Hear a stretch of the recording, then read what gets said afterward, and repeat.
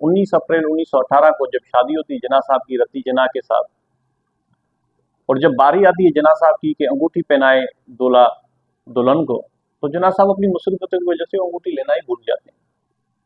और उस वक्त मौजूद उनके देरीना दोस्त राजा महमूदाबाद साहब उनको अपनी हीरे की अंगूठी उतार के देते हैं कि आप दुल्हन को पहनाएं। हकमर 1001 रुपया तय किया जाता है, लेकिन जना साहब 1,25,000 रुपए बतौर कैश एज अ गिफ्ट देते हैं रती जना को। और उस शादी में रती के अलावा सिर्फ 2 औरतें थी, जो कि दोनों जना साहब की छोटी बहनें थी, शीरी जना और फातिमा जना। बाकी मर्द हजरात थे।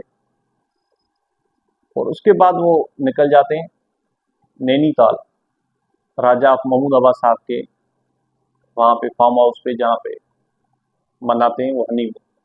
ये इतनी बड़ी शादी थी कि आग की, जंगल की आग की तरह वो खबर फैली पूरे इंडिया में।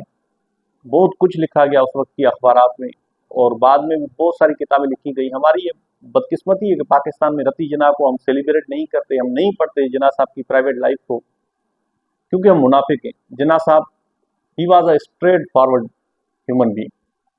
उनकी जो पर्सनैलिटी थी उसमें उन्होंने कभी भी जिंदगी में कुछ भी नहीं छुपाया, जो भी उनकी पर्सनल लाइफ थी। Mister and missus Jinnah, the marriage that shook India, Sheela Reddy साहबा ने बहुत ही बेहतरीन काम किया है। ये मेरी फेवरेट किताब है।